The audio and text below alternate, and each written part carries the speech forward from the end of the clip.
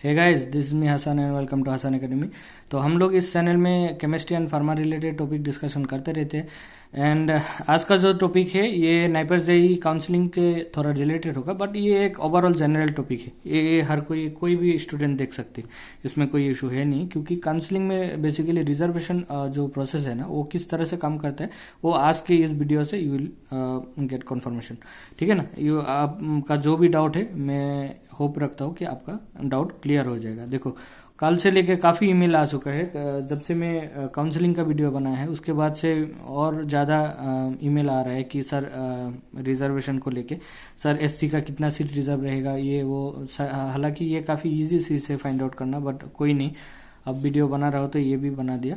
तो आज देखो कि ये प्रोसेस इसमें कैसे होता है काउंसलिंग में, और ये किसी भी काउंसलिंग के लिए काम करेगा, किसी भी इंस्टीट्यूट का काउंसलिंग के लिए ये ऑलमोस्ट काम करेगा, अगर तब तक कुछ चेंज ना हो गवर्नमेंट की तरफ से। देखो, जो रिजर्वेशन होता है ना, सपोज एक कैटेगरी के लिए मैं बोल रहा हूँ, कैटेगरी जो होता है वो क्या क्या कैटेगरी होता है जिसमें रिजर्वेशन रहते हैं। देखो, ये होता है general EWS, economic week section, ठीक है। उसके बाद हो गया एससी शेड्यूल कास्ट, उसके बाद हो गया ST schedule tribe and OBC NCL, OBC other backward caste, non creamy layer. Creamy layer को कोई रिजर्वेशन नहीं मिलता, आप ये अच्छे से याद रख लो, नॉन क्रीमी लेयर को ही सिर्फ मिलता है।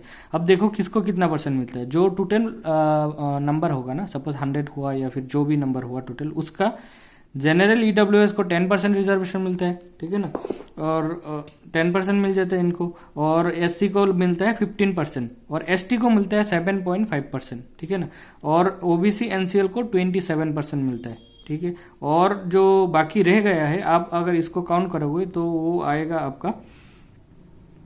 आपका आएगा 59.5। तो 59.5% ऑलरेडी पूरा इन लोगों के लिए रिजर्व हो गया, general EWS, SC, ST and OBC NCL.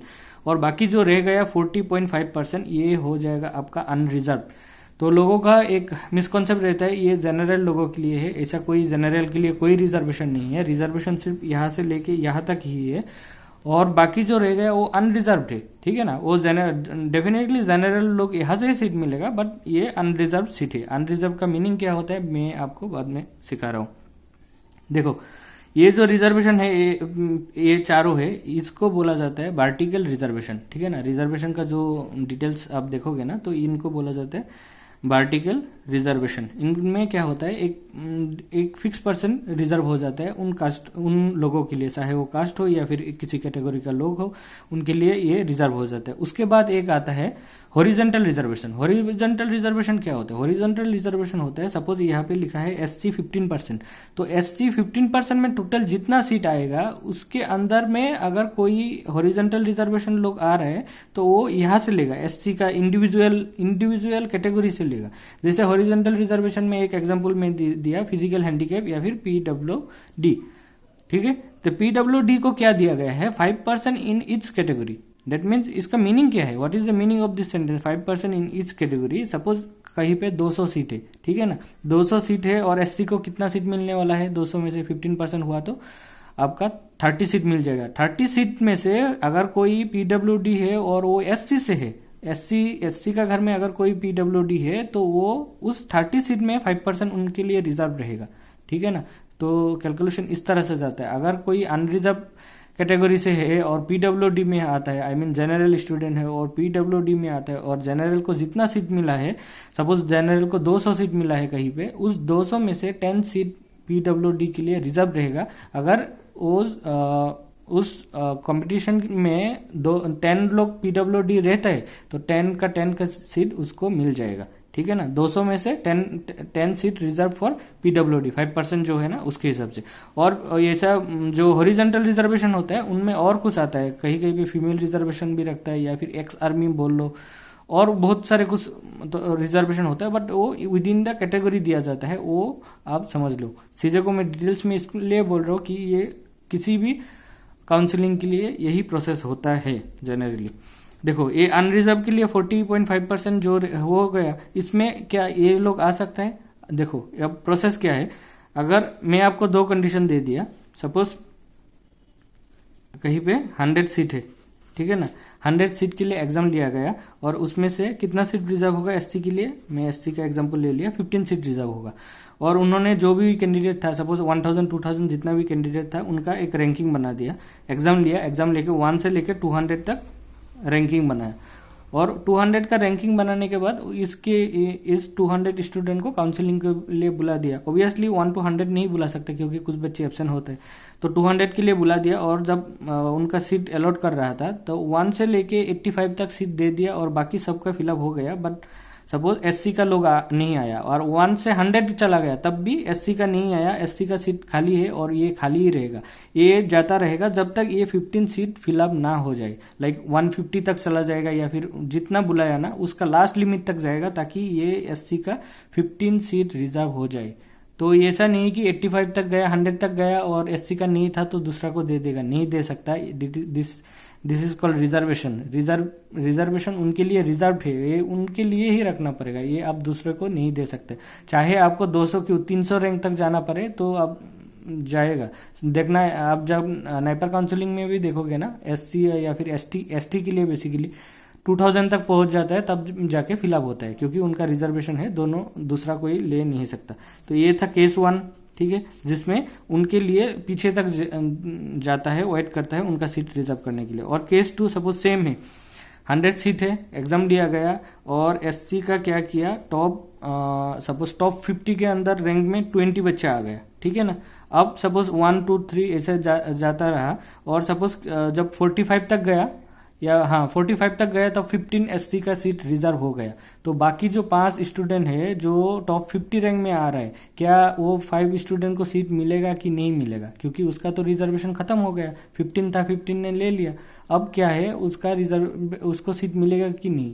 तो इसका आंसर है उसको सीट मिलना चाहिए, उसको अनरिजर्व में मिल जाएगा। और जब वो 5 बच्चे बाकी है वो अनरिजर्व में सीट लेगा तो जो भी प्रोसेस होगा फर्दर वो अनरिजर्व का प्रोसेस ही फॉलो करना पड़ेगा। जैसे सेमेस्टर फीस वगैरह हो गया तो अनरिजर्व का फॉलो करना पड़ेगा। और अगर किसी काउंसिलिंग में किसी रीजन से वो बाकी जो 5 स्टूडेंट है उसको अनरिजर्व में नहीं दे रहे तो आप उसका डिटेल्स पूछ सकते हो, क्यों नहीं दे रहे और क्या बात है जिसके लिए नहीं दे रहे, आप उससे उसका एक्सप्लेनेशन मांग सकते हो। बट सेम टाइम ये याद रखना कि आप ऐसा नहीं कि पहले जाके ही आपका कैटेगरी है बट आप सीट नहीं ले रहे हो, आप बोलते हो रिजर्वेशन सीट चाहिए, ऐसा शायद नहीं देगा, ऐसा नहीं हो सकता है क्योंकि फर्स्ट रिजर्वेशन सीट फुलफिल होना चाहिए। उसके बाद अगर अनरिजर्व सीट बाकी है तो अनरिजर्व सीट सबके लिए होता है, कोई भी ले सकता है। अगर रिजर्व सीट फुलफिल हो गया तो अनरिजर्व आप ले सकते हो। अगर नहीं दे रहे तो आप इसके लिए डिटेल्स मतलब जो भी लीगल एक्शन है या फिर आपका उनसे डिटेल्स मांग सकते हो क्यों नहीं दे रहे। क्योंकि ये जो रिजर्वेशन सिस्टम है ये काफ़ी ब्रॉड है, ये इतना इजी सिस्टम है नहीं। इंडियन कॉन्स्टिट्यूशन में ये सब लिखा गया है। इंडियन कॉन्स्टिट्यूशन आर्टिकल नंबर 15 में reservation of school and colleges का डिटेल्स चीजें लिखा गया है, ठीक है। और आर्टिकल 16 में रिजर्वेशन ऑफ गवर्नमेंट जॉब के लिए चीजें दिया हुआ गया है। तो मैं ये सब थोड़ा इंटरेस्ट रखता हूँ तो मैंने थोड़ा देखता हूँ ये सब चीजें जो भी हो।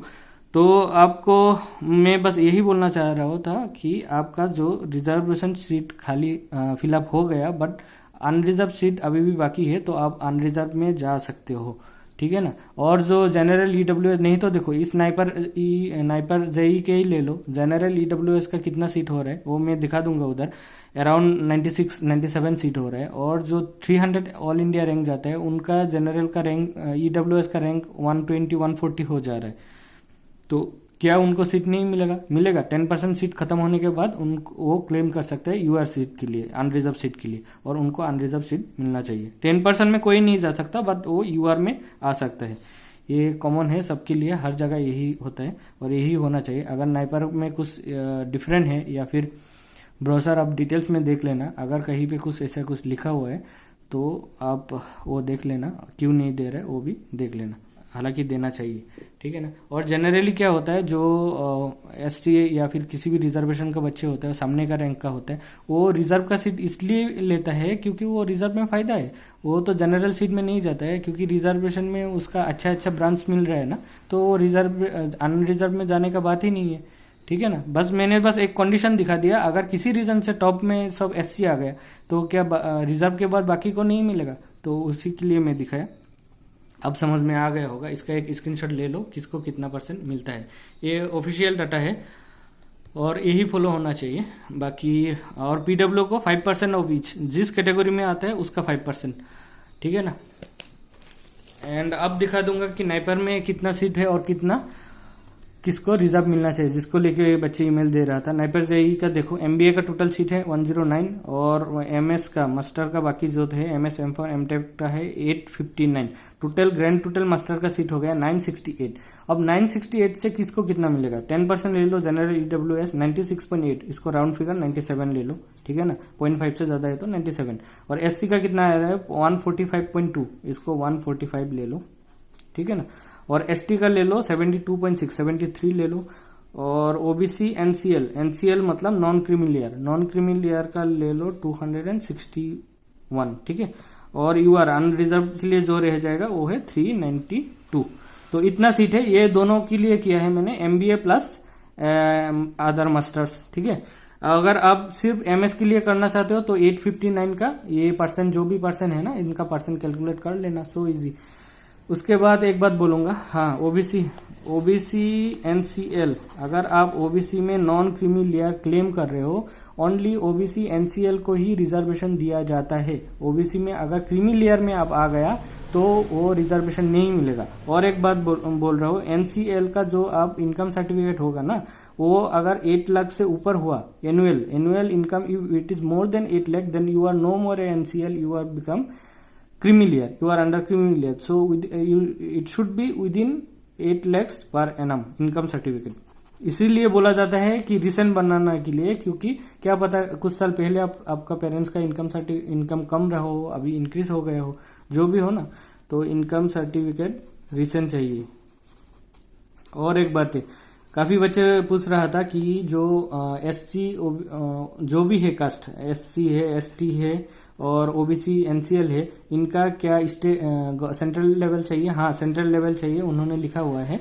एटलीस्ट तहसीलदार से वो अपडेट करना पड़ेगा या फिर उसका ऊपर का ऑफिसर से, और ये सेंट्रल लेवल का चाहिए क्योंकि सेंट्रल लेवल का नाइपर है, ठीक है ना। सेंट्रल लेवल का चाहिए सर्टिफिकेट। और उसके बाद और एक बात याद रखना, जो भी पीडब्ल्यूडी है, फिजिकल हैंडीकैप का पीडब्ल्यूडी का, उनका भी सेंट्रल लेवल चाहिए। पीडब्ल्यूडी एक दो बच्चे से बात हो रहा था, उनका सेंट्रल लेवल नहीं था, जल्दी से बना रहे हैं, जो भी हो। तो इसके लिए आपको थोड़ा वो टाइम मिल जाएगा। सबसे पहले जो काम करना है वो है एनेक्सर 1 प्रोफार्मा जो नोटिस में दिया हुआ है, आप उसको लेके कोर्ट में जाओ, कोर्ट में जाके एफिडेविट कराओ और स्टम्प वगैरह लगा लेना एफिडेविट में, अच्छे से सब चीजें कर लेना जैसे कराना होता है एफिडेविट।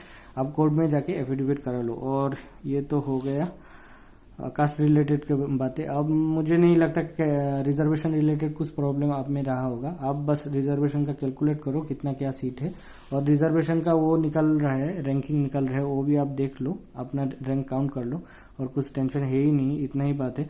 और देखो सब्जेक्ट सिलेक्शन का वीडियो रात तक या फिर कल तक आ जाएगा, जो अच्छे से बोल दूंगा, कोई टेंशन नहीं रहेगा सब्जेक्ट सिलेक्शन देख के।